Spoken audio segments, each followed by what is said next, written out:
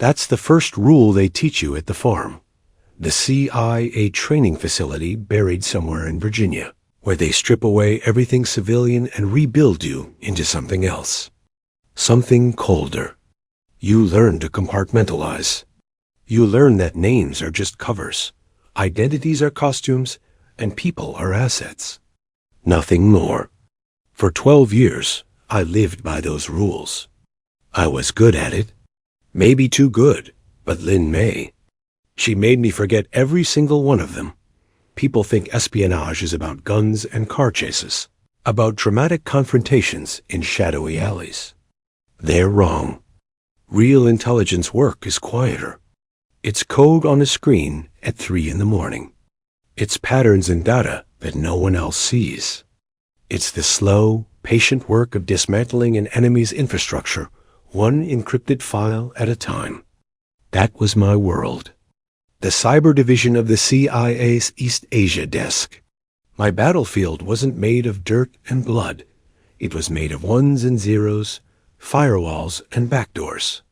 Malware that could cripple a nation's power grid with a single keystroke dot in 2022. I was stationed in Shanghai under diplomatic cover. The mission was clear. Identify and neutralize China's cyber espionage network targeting American infrastructure. The Ministry of State Security, the MSS, had gotten sophisticated. They were no longer just stealing military secrets.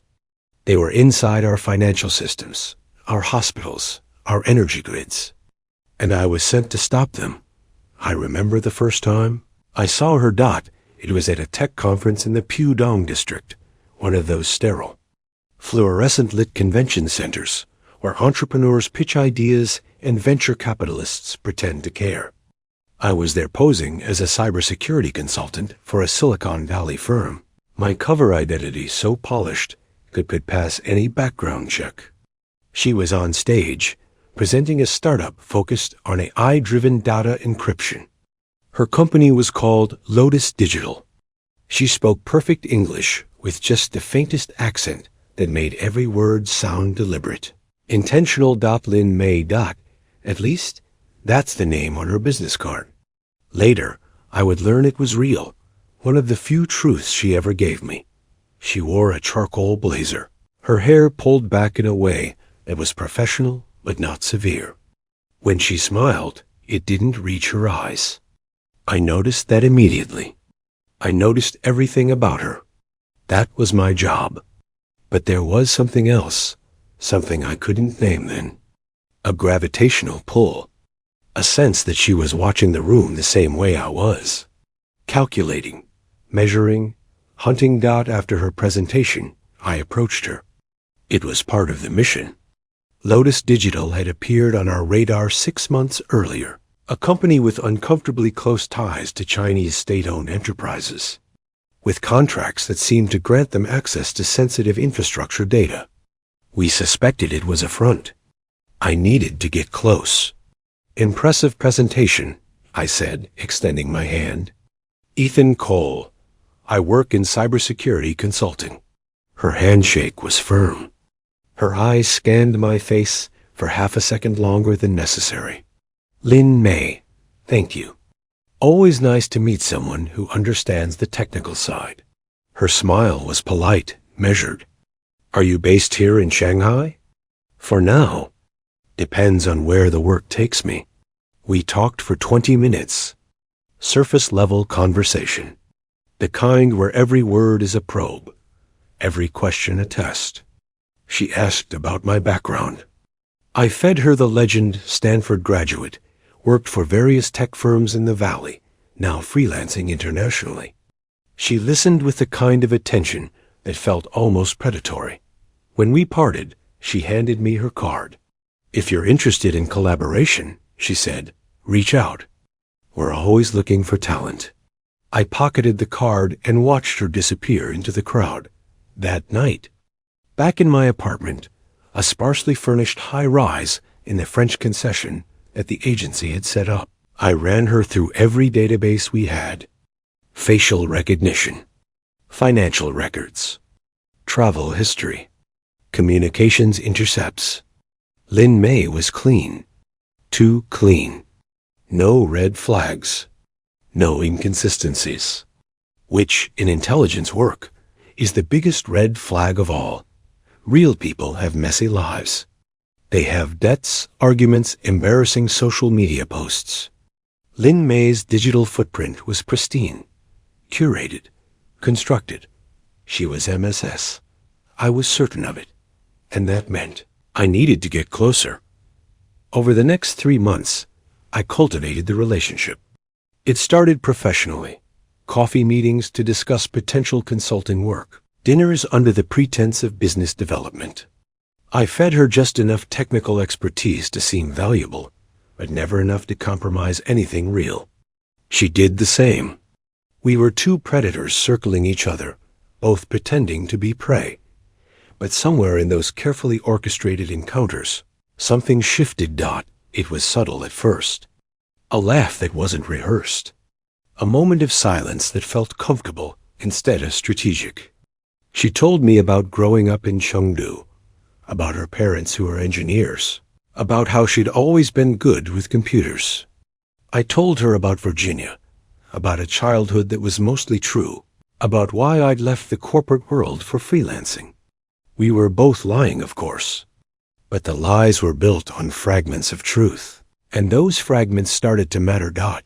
There was one night, I remember it with painful clarity, when we were walking along the Bund after dinner.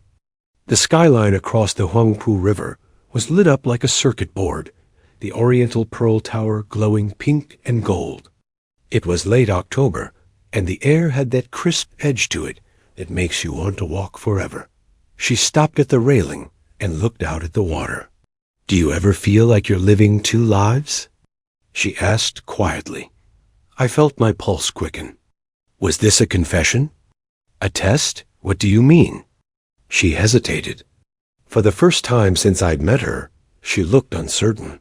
Like there's the person everyone sees. And then there's who you really are. And you're not sure which one is real anymore. I should have deflected. I should have turned the conversation back to something safe. But instead, I told her the truth. Every day. She looked at me then. Really looked at me. And in that moment, I saw something I hadn't expected. Recognition. Not suspicion. Not calculation.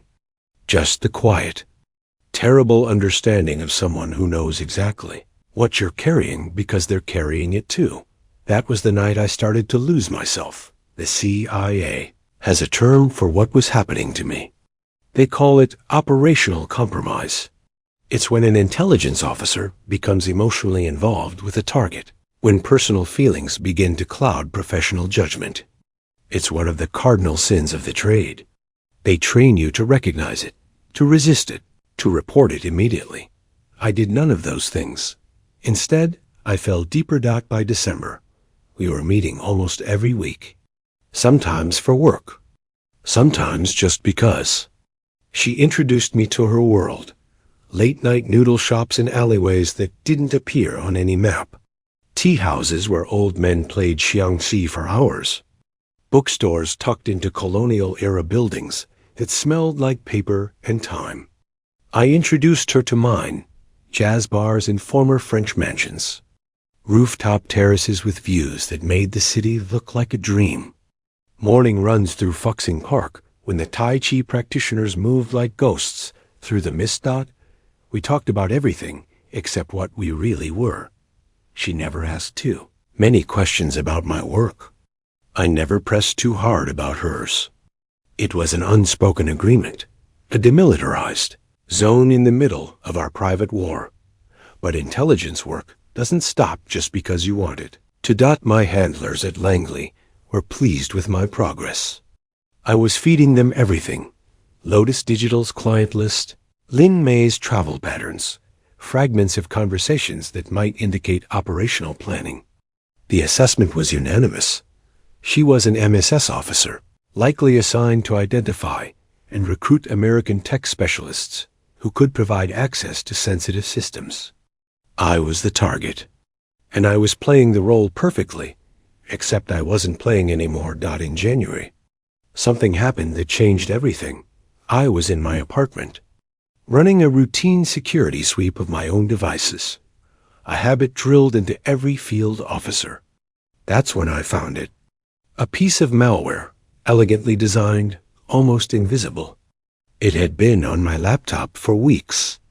It was exfiltrating data. Not everything. Just specific files, communications, reports, the kind of information that could compromise. OPERATIONS. I traced the source code.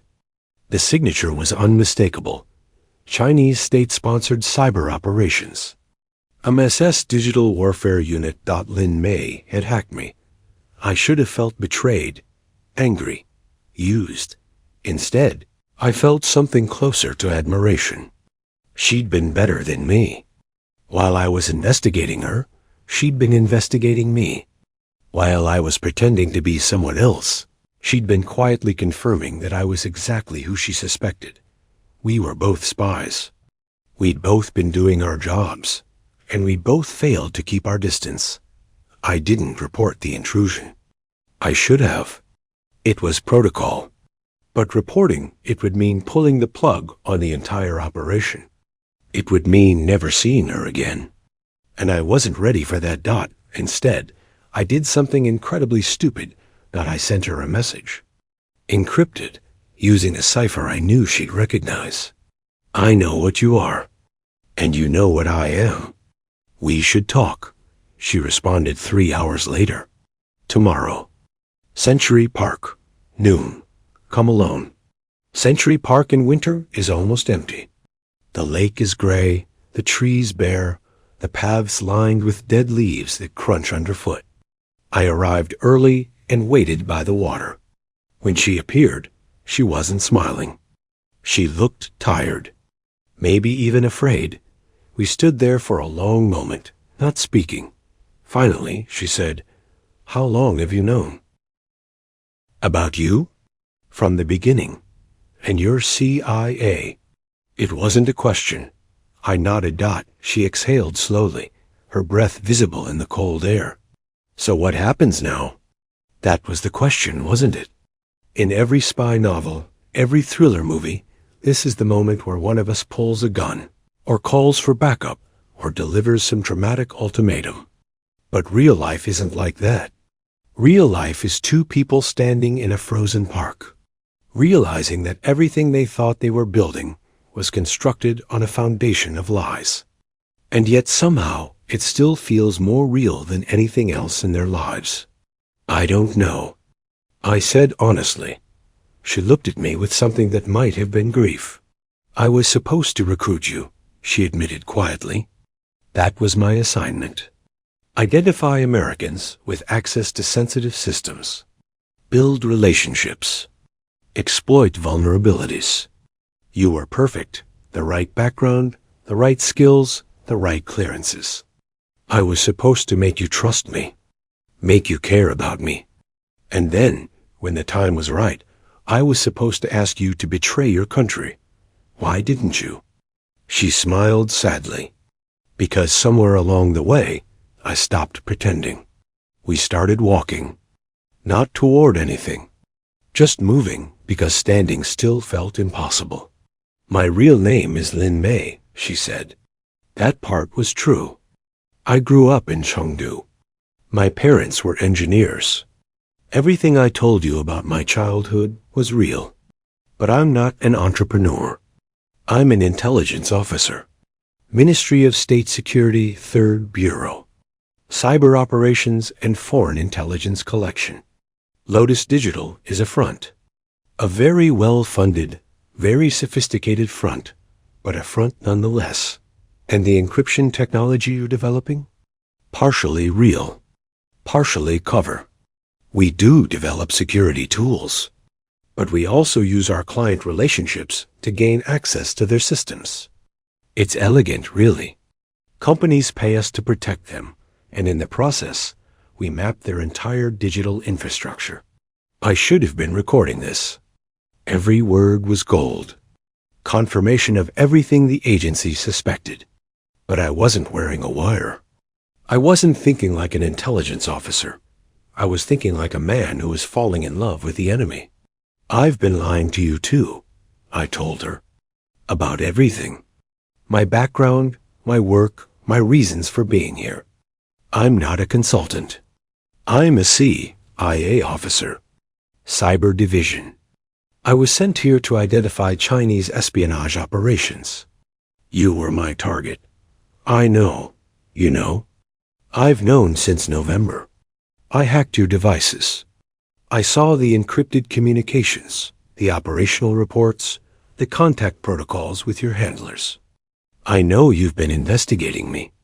I know you've been feeding information back to Langley. We stopped walking. We were standing in the middle of a footbridge over the lake. Below us, the water was dark and still. Then why didn't you report me? I asked Dot. She turned to face me fully. For the first time since I'd met her, there were tears in her eyes. For the same reason you didn't report me. And there it was. The truth that we'd both been running from for months. We were enemies. Operatives from opposing intelligence services engaged in a silent, invisible war that had been going on since before either of us was born. The CIA and the MSS, America and China, democracy and authoritarianism. We were supposed to be adversaries, but we'd become something else entirely. In the history of espionage. This isn't unprecedented. During the Cold War, the CIA and KGB were locked in brutal competition. Officers on both sides were trained to view each other as existential threats. And yet there were moments, rare, dangerous moments, when individuals on opposite sides formed genuine connections. Sometimes it was strategic. Sometimes it was something deeper. There's a declassified case from the 1970s about a CIA officer in Vienna who fell in love with a KGB translator. They met at a diplomatic reception, started an affair, and for 2 years managed to maintain the relationship while actively working against each other's governments. It ended when she was recalled to Moscow and he was reassigned to Langley. They never saw each other again. Years later, after the Soviet Union collapsed, he tried to find her.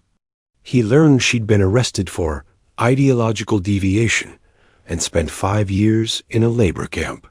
She survived, remarried, and refused to speak to him when he finally tracked her down. Love, in the world of intelligence, is a liability, a weakness, a betrayal waiting to happen. I knew that. Lin Mei knew that. We fell anyway. For 3 months, we existed in a strange, fragile limbo. We continued our professional lives. I reported to my handlers. She reported to hers. But we stopped lying to each other. We'd meet in that park or in anonymous hotel rooms, or sometimes just walk through the city for hours, talking about everything except the impossible situation we'd created. She told me about the pressure from her superiors. They knew she'd made contact with me. They were waiting for results, intelligence, access, recruitment. She was running out of time. I told her about the directives from Langley.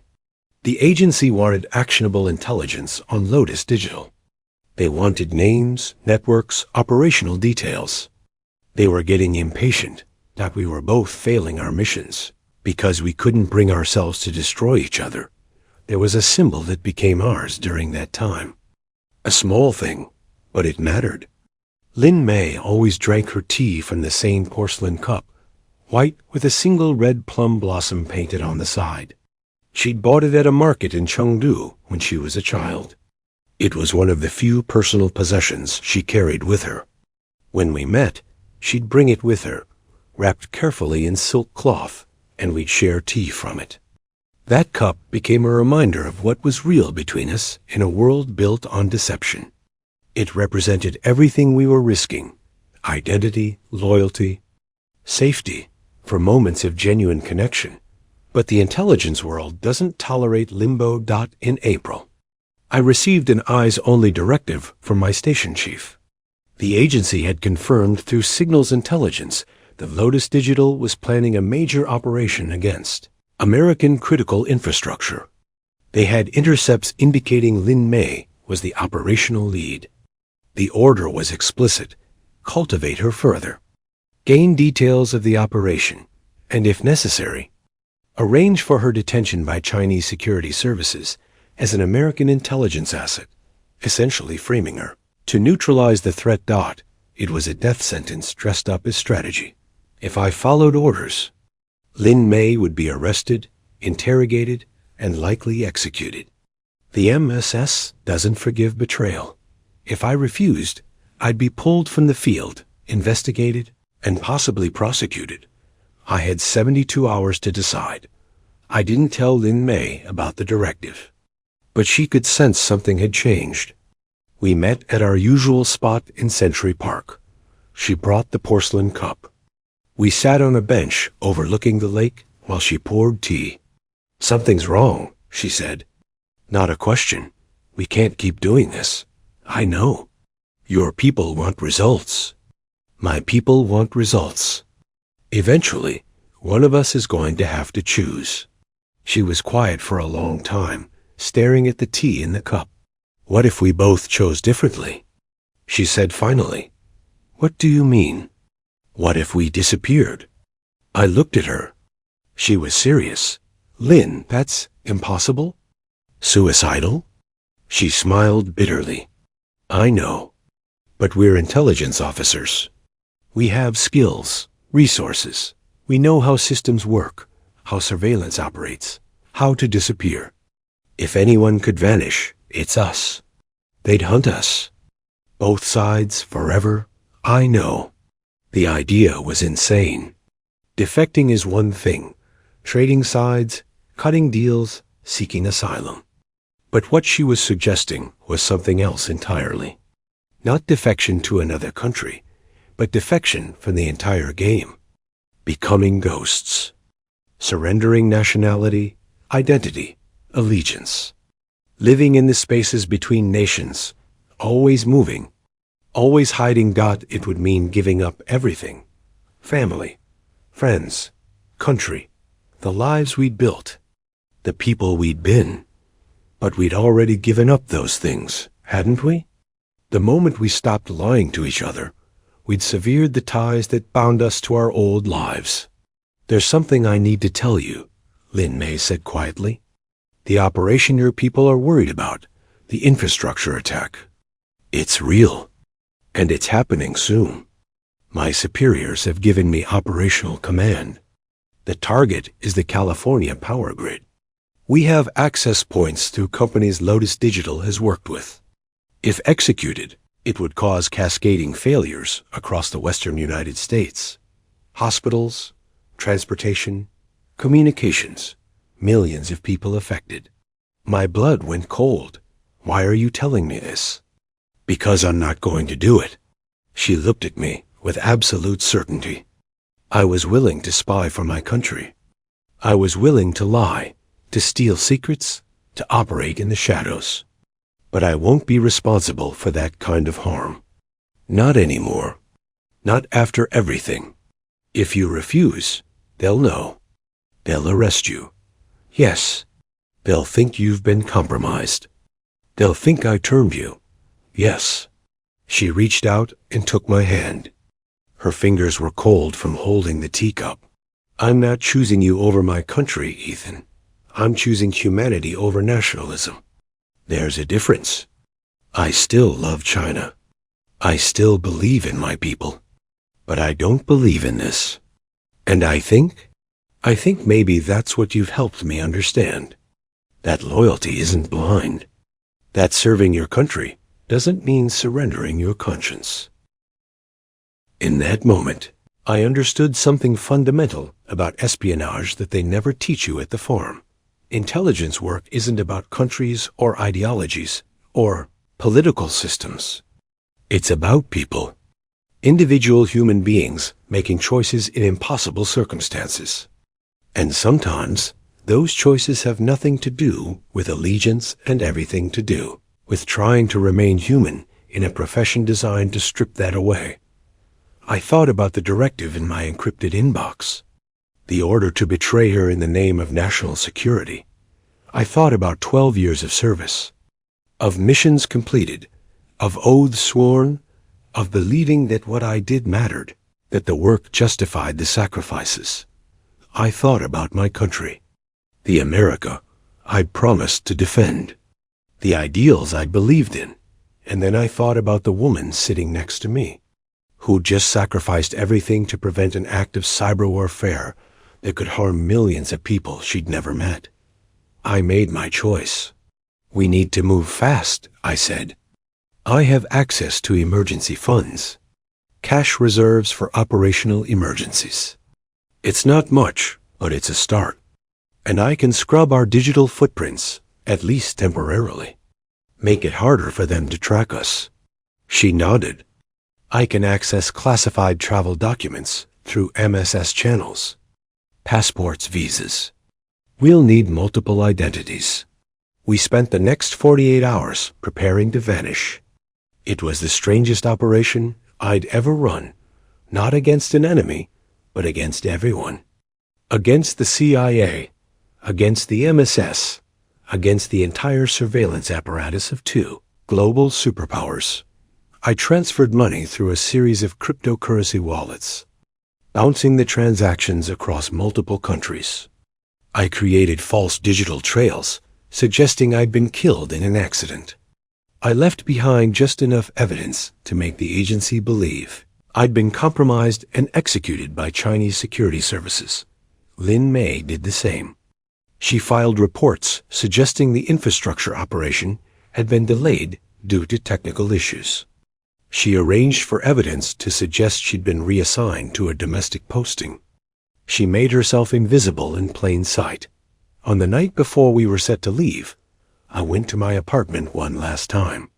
I stood in the middle of the living room, the anonymous space that had been my home for 18 months, and felt nothing.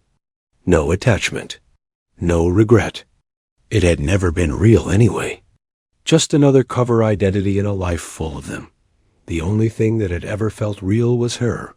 We met at Hongqiao railway station just before midnight. She was carrying a small backpack and a porcelain cup wrapped in silk. I had a duffel bag with everything I owned that mattered, which, it turned out, wasn't much. The train to Kunming left at 1:47 a.m. From there, we'd cross into Vietnam, then make our way through Southeast Asia, always moving, never staying anywhere long enough to be found. As we boarded, Lin Mei paused and looked back at the city. The Shanghai skyline glittered in the distance, a monument to ambition and power and everything we were leaving behind. "Do you think we'll regret this?" she asked. I didn't have an answer. I still don't. That was 3 years ago. We're still running. Still hiding.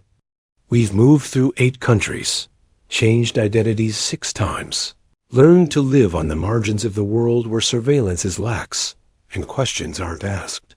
It's not romantic. It's exhausting. It's lonely. It's waking up every morning wondering if today is the day they find us. But we're alive. And we're together. And sometimes, in quiet moments, I think that's enough. I don't pretend I'm a hero. I'm not. I betrayed my oath. I abandoned my country. I chose personal loyalty over national security. By every definition that matters in the world of intelligence, I'm a traitor, but I also prevented an operation that would have harmed millions of people. I helped Lin Mei walk away from a mission she knew was wrong. And I learned something that the agency never taught me, that sometimes the most important loyalty isn't to a flag or a government or an ideology. Sometimes it's to your own humanity. CIA and MSS are both still looking for us. We see evidence of it sometimes. Surveillance patterns that seem too coordinated to be coincidence. Faces in crowds that appear in multiple cities. Digital probes testing the security of our accounts. We stay ahead of them, but barely. Lin Mei still has her porcelain cup. We still share tea from it. It's chipped now, a small crack running through the red plum blossom. But it survived everything else, so we keep it. A reminder of who we were, who we became, and what we gave up to stay human in a profession designed to make us something else. People ask me, in my imagination, because no one actually knows this story, whether love is worth all of this. Worth losing your country, your identity, your safety. I can't answer that for anyone else, but for me, in the end, it came down to a simple truth. I spent 12 years serving my country, believing in the mission, following orders without question. I did things I'm not proud of in the name of national security. I lied, I manipulated. I destroyed lives because the objective justified the cost. And then, I met someone who made me remember that we're not just intelligence officers or operatives or assets. We're human beings, fragile, complicated, capable of love and doubt, and the kind of moral compromise that doesn't fit neatly into operational parameters. Lynn May didn't make me betray my country. She made me remember that before I was an American, before I was a CIA officer, before I was a spy, I was a person. And that person still had the right to make choices based on conscience, not just orders. Maybe that makes me a traitor. Maybe it makes me a fool. But it also makes me the first real thing. I've been in 12 years. The intelligence world operates on absolutes. Loyalty versus betrayal. US versus them. National security versus personal interest. They train you to see everything in binary terms because complexity is dangerous. Nuance gets people killed, but life isn't binary. Love isn't binary. Morality isn't binary, Doc. And sometimes, the bravest thing you can do is admit that the lines you've been fighting to defend are drawn on maps created by people who will never know your name or care about your sacrifice. I don't regret my years of service. I believed in what I was doing. I still believe that intelligence work matters, that there are real threats that need to be countered, real enemies that need to be watched. But I also believe that we're more than our allegiances, more than our flags, more than our orders. We're people first, and people need more than mission objectives to survive. We need connection. We need love. We need to believe that our lives matter beyond the reports we file and the operations we complete. Lynn May taught me that, not through words, but through the choice she made, to risk everything rather than carry out an order she knew would cause catastrophic harm. She chose conscience over country, humanity over nationalism. And when I had to make the same choice, I discovered I couldn't do anything else. They say love can move mountains, but for me, it moved borders. It erased everything I once believed in, everything I'd built my identity on, and left me standing between two worlds, belonging to neither. Some nights, I wonder what happened after we disappeared. Did the CIA mourn me as a casualty? Did they label me a defector? Did my family receive a flag and a letter thanking them for my service? Or do they know the truth, that I chose another path? And Lynn May's family? Did the MSS tell them she died on assignment? Did they honor her sacrifice? Or did they mark her as a traitor too? Someone who failed the party and the nation? We'll never know. We can't reach out. We can't explain. We can only keep moving forward, carrying the weight of our choices. But here's what I learned in 3 years of running. 3 years of living in the spaces between nations. 3 years of building a life from nothing. Freedom isn't about countries or flags or political systems. It's about the right to choose your own path, even when that path is dangerous, even when it costs everything, even when it means living as a ghost, always looking over your shoulder, never quite belonging anywhere. And love, real love, isn't about grand gestures or dramatic sacrifices. It's about waking up every morning and choosing the same person again. It's about sharing tea from a chipped porcelain cup in a hotel room halfway around the world, and knowing that this fragile, imperfect moment is worth more than all the operational successes and commendations and classified achievements I left behind.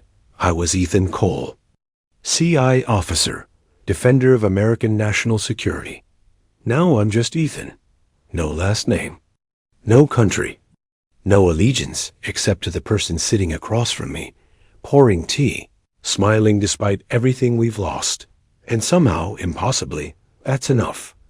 I don't know how this story ends. Maybe they'll find us eventually. Maybe we'll run forever. Maybe one day we'll be able to stop, to build something permanent, to live without fear.